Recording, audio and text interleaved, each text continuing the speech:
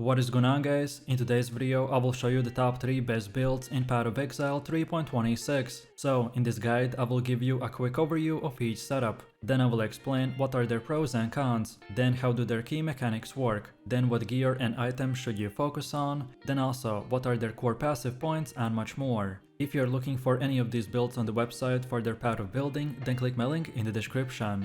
And before we continue, thanks to U4GM. They are a pro website that provides POE 1 boosting, items and even currency with a cheap price and fast delivery. They have over 17,000 positive comments and this website is really worth a try. So make sure to use my discount code KAID for extra 6% off. So, the Poisonous Concoction is a projectile build, meaning you will frequently stop to throw the flask. Like other projectile setups, this will create a rhythm, so stutter step style. As we are alternating between the movement and attacks, it's smoother than it sounds and quickly becomes fun. This build makes it even more fluid with a high movement and attack speed. Since Poison Concoction will require a shield, we will gain access to strong defensive layer. This build consistently hits the damage over time cap each league, and as you can see in the gameplay, that's more than enough for the endgame bosses. Ubers will require some extra focus, but are absolutely doable. What really makes the build stand out is how simple and low maintenance it is. 2 or 3 active buttons at most, so right click to throw potions, a key for the Plague Barrier and optional triggers like the Val Grace, Val Molten Shell or the Val Haste. Pathfinder will sacrifice a bit of damage to gain near permanent flask uptime. However, Trickster gets similar benefits while mapping, but may experience flask downtime during the prolonged boss fights, so either options can work. Now let's break down how to set this up. Start by following leveling trees up to level 71, assuming that you picked up all the extra passive points during the story. After that, progress through the tree, item set and the skill set together. Each stage, so level 71, 84, 91 and etc. has coordinated versions for everything, so be sure to match them in the job downs to make the build aligned and effective.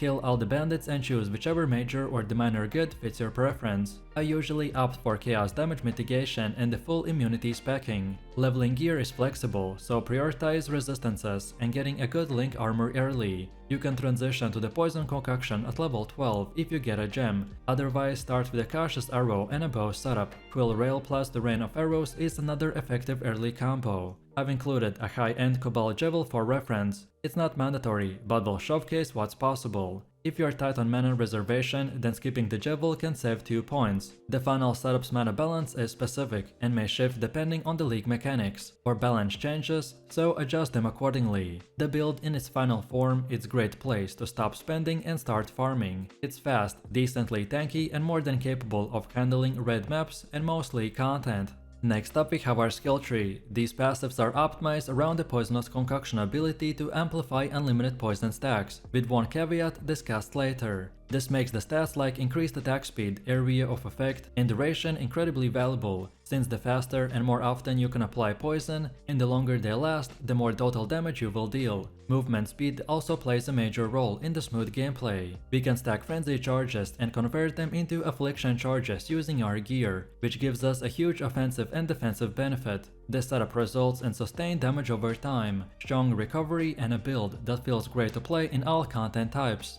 Then next we have our skill gems. Poisonous Concoction is the heart of this build, which is a chaos-based projectile skill that throws explosive flasks, dealing AoE and applying poison. It's highly effective for both clearing and single target damage when supported correctly. Unbound elements will boost the duration and the damage of the poison, making it a very important part. Greater volley and the greater multiple projectiles will help to increase flask coverage and stack poison across the large packs, though they do lower single target damage slightly. For high value boss encounters, you can swap out the GMP for void manipulation, or even deadly elements to increase single target performance. Vicious projectiles will add strong scaling to both hit and the dot damage, and work perfectly with their chaos-focused build. This gem setup is balanced for early mapping and the late endgame, by offering great scaling while maintaining simplicity and the coverage. And as your items and flasks improve, you can push the damage and defenses even further. Then next we have our gear choice. The build is centered around 4 key gear slots: Amulet, Belt, Chest and the boots. The Rakalish Impatience gives us the benefit of having maximum frenzy charges, without actually having to maintain them.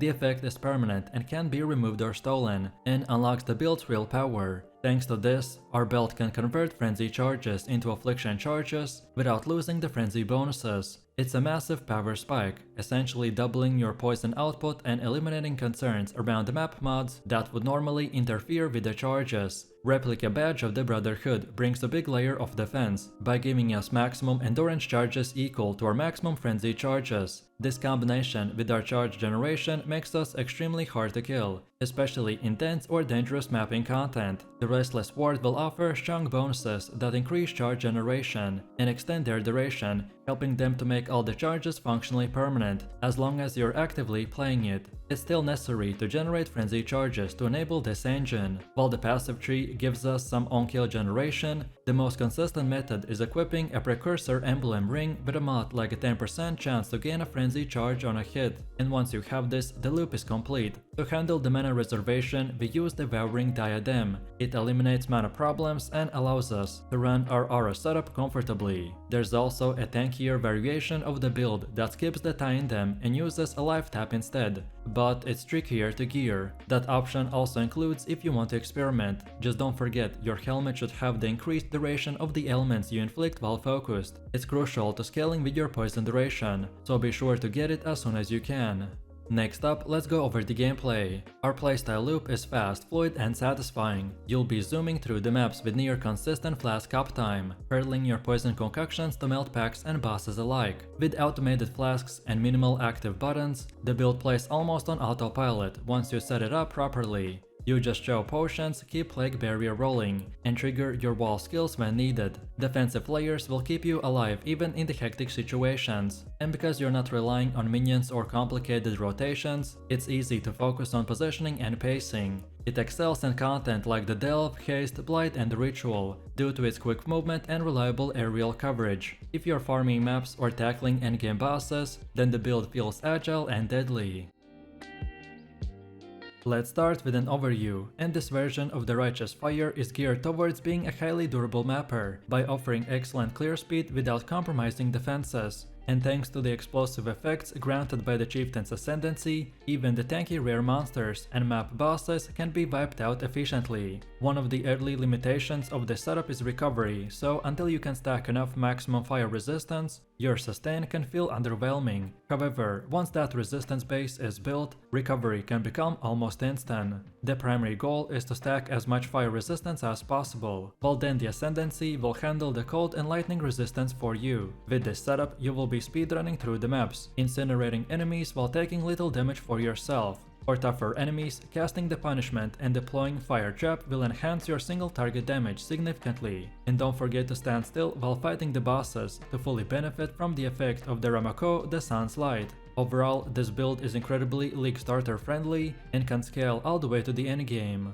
Now let's talk about leveling, and as alphas know, if this is your first character, then you will want to create a witch and take her to level 4. This will allow you to get access to more important gems early on, so complete the Breaking Some Eggs and the Medicine Chest quest to unlock these. The key gems you will purchase will include the Rolling Magma, Elemental Proliferation Support, Frost Blink, Flame Wall, Summon Phantom Support and the Holy Flame Totem. Your initial setup will involve Rolling Magma linked with the Elemental Proliferation, and then later the Combustion Support. Flame Wall is great for adding burning damage early, and the Holy Flame Totem linked with the added fire damage and the Summon Phantoms will give that extra offense and utility. Make sure to pick up Determination, Vitality and Purity of Elements as soon as they become available. These auras will significantly enhance your survivability. Then Frostblink will remain your mobility skill through the leveling. And then in Act 3, switch to the Flammability for Curses, and then later replacing it with the Punishment.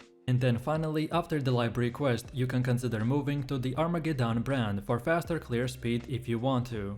Next up we have the skill tree, and the layout is focused around the high life, fire damage, regeneration and resistances. At around level 90 to 95, the tree pushes heavily into the marauder and the templar areas. With over 250 strength, your fire damage gets a significant boost due to the chieftain scaling. The key nodes will focus on burning damage and the elemental resistance, while the small cluster jewels are used to enhance aura effectiveness, particularly the male voyants. Armor is also prioritized over evasion or energy shield by providing the best mitigation for a build that stands in the melee range. Then the block chance and spell blocks are supplemented for further defenses. The Chi supports the core idea of the Righteous Fire, which is a build that survives its own burning damage while using the same burn to obliterate enemies in seconds. The core damage scaling of our build is split into a bunch of categories. So first we have maximum life, which directly affects the burning damage. This makes the high life rolls on gear crucial. However, remember that life does not scale your fire trap damage, so modifiers like the fire damage over time multiplier and burning damage are still important to maintain. So pretty much we will have to play this type of balanced game between these both forms of scaling.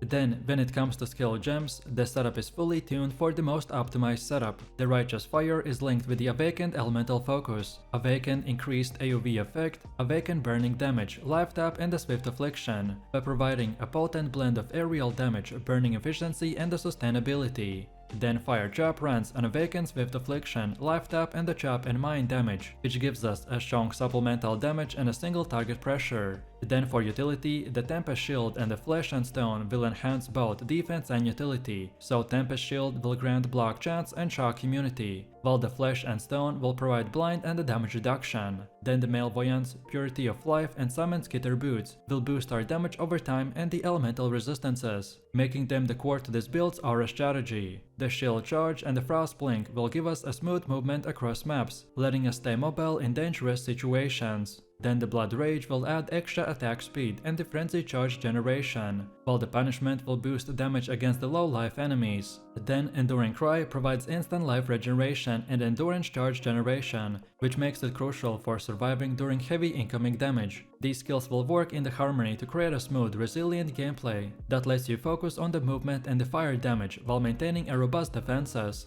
Next we have gear. Your helmet should be a high armor elder base with a burning damage and a concentrated effect support. By using Harvest Reforged Life, it will help with these modifiers, and then later upgrade to the Archdemon Crown for additional gem levels. The amulet we should focus on is life, damage over time multiplier and resistances. Then bases like the turquoise, jade or the marble amulet are useful, depending on your attribute needs. Then Cloak of Flame is your ideal chest piece due to its physical damage mitigation. Alternatives like the lightning coil can work, but require more resistant balancing. For gloves, the pure armor base with a high life regen, which can be up to 21%, are ideal, and they are great for additional chaos resistance and dexterity. Use Exarch Influence to get Ignite Proliferation for clear. Then your boots should have a 30% movement speed, high life and regeneration. Then Annihilation Approach is a strong endgame option. Then belts offer the highest source of flat life regen. Then Immortal Flesh is a great early option, and later you can craft an Elder Stygian Vice. Then Ring should cover life, resistances and chaos resistance. I recommend to consider crafting with the essences of Delirium for damage. Then weapons will need the fire damage over time multiplier, then the flat fire damage increase, and +1 to fire spell gems if possible. Shields like the Rise of the Phoenix and the Dawbreaker are excellent early choices, but you can aim for a rare Shaper shield with a percentage life recovered on a block for the best recovery. Next up we have gameplay, and it is very straightforward. You want to activate Righteous Fire at the start of each zone, as it remains active until you leave the area, so you will need to toggle it once in a while. You want to move around by using the Shield Charge for fast mapping or the Frost Blink, for more precise dodging and repositioning. Then use curses like the Flammability or the Punishment on blue and rare packs to amplify their damage taken and softening them up for your burning aura. Against tougher bosses, you want to job the Fire Chop repeatedly and either way circle the enemy or stand your ground to benefit fully from the Rakamo, the Sun's Light, which significantly will boost your damage when you're standing still. Timing Frost Blink through the enemies can chill them and help to avoid telegraphs with a high damage hits. Alternatively, you can kite them along the edge of your Righteous Fire radius to minimize the incoming damage while still burning them steadily. This version of the Archmage Vortex build focuses around the Transfigured Frost Blast, specifically the Wind Ripper Blast variant. By removing the cooldown and scaling the skill with a cast speed, this setup will turn you into a spell machine that melts screens with ease. Normal and magic mobs barely will stand a chance, and the real power comes when you stack this with the Vortex of Projection for elite and boss encounters. Vortex explodes from the Frostbolt projectiles instead of being cast on your character, which massively increases your area coverage damage and letting you safely control the large packs at range. I tested Kitava's Thirst as a trigger, but despite its automatic potential, it lacked defenses and had an awkward projectile behavior that often made it unbearable. Instead, I chose a more consistent and flexible approach that puts the control in your hands. The synergy with the shrine effects is one of the highlights of the build, as once you grab the echo of acceleration shrines, your character starts moving and casting so fast that it feels more like playing a flicker strike with spells. This build is highly responsive, mobile, and extremely fun to play in a fast-paced environment. Bossing is also solid too. Either way, if you're pushing through Delirium, fighting tanky rares, or facing multiple bosses, then overlapping damage over time effects and rapid projectile coverage make sure that nothing stays alive for long.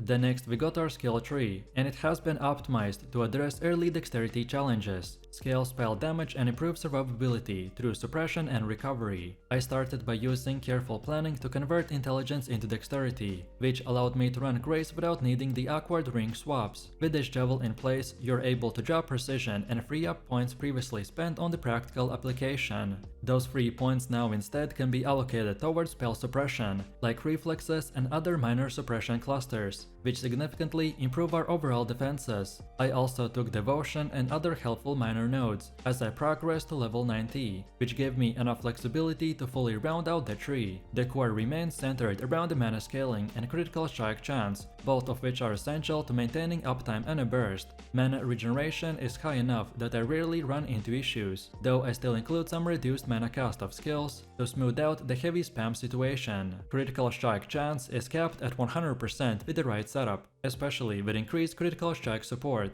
Then cooldown recovery is converted with 14% from belt, though you can bypass this early if you use the Awaken cast on crit gem. And lastly, accuracy is solved by using the hits can be evaded mod, which ensures that we always connect. Next up we have our skill gems. The main link is centered around the Cyclone, which serves as a trigger for our cast on critical strike combo. Vortex of Projection is the core damage spell, and it's linked with increased critical strikes, increased critical damage and the Archmage to scale both crit and the mana base power. The synergy between these gems make clearing smooth and bossing surprisingly effective. For Frostbolt, we run it inside the Kitava's Thirst, with greater multiple projectiles, Archmage and Inspiration. This setup enables the projectile to serve as the anchor of the vortex explosions, giving us a massive coverage and a damage layering. Utility skills like the Arcane Cloak are linked with the automation, increase duration and enhance, to provide burst damage and additional defenses. We also use Sigil of the Power, linked with either way increased aerial coverage or the Wrath depending on the needs, and even supported by the Eternal Blessing to fit into the RS setup. Then Assassin's Mark is auto-applied with the Mark on hit, and the Flame Dash will handle the movement. For RS, Prism Guardian will support the Zalatory, Determination and the Vaal Discipline, by giving us massive offense, armor and even recovery. Next up we have gear. Your gear setup is built to support a hybrid called damage over time and cast speed crit build. You're running dual profane wands, and one which is custom crafted to stack mana regeneration and the spell damage. This lets you maintain uptime in boss fights while also dishing out heavy damage. The centerpiece is Aziris Fibly. It's hard to beat in terms of mana sustain, and with a Mind Drinker Anoint, it adds quality of life through the mana on kill and regen. Your chest is necrotic armor, while your boots and gloves will focus on evasion, spell suppression and mobility. The Algar Mortis gloves in particular are a huge damage boost whenever enemies are in the chilling ground, which makes them perfect for your vortex setup. Rare rings will provide mana, chaos res, life and resistances. Then Stygian Vice belt will further support this with a solid roll and room for a powerful hypnotic eye javel. Then the flask setup includes Divine Life, mana, jade, quartz and silver, giving you sustain, dodge, pacing and speed. And then for our javels, they're top tier, including the Unnatural Instinct, Militant Fate and the Watcher's Eye and even others. Together, they will improve our stacking, cast speed, mana efficiency and the layering defenses. Next up, let's go over the gameplay. This build feels fast, fluid and incredibly satisfying. You'll be constantly spinning with the Cyclone, triggering vortexes from your Frostbolt, and melting enemies before they can even reach you. Movement is smooth thanks to the high evasion and spell suppression, and the mana sustain is strong enough to support aggressive play. When the shrine effects are active, the gameplay will kick things into overdrive. With the Echo and Acceleration shrines, you will be tearing through the packs with a speed that feels borderline broken. In boss fights, the layering from the vortex explosions combined with the dot from chilling will make even the tanky enemies go down fast. Overall, this build rewards smart positioning, pre-firing frostbolts into choke points or packs, and knowing when to drop the sigil power or even trigger the arcane cloak. It's reactive but powerful, and once you get the rhythm, it becomes one of the most fun mapping builds available in the game.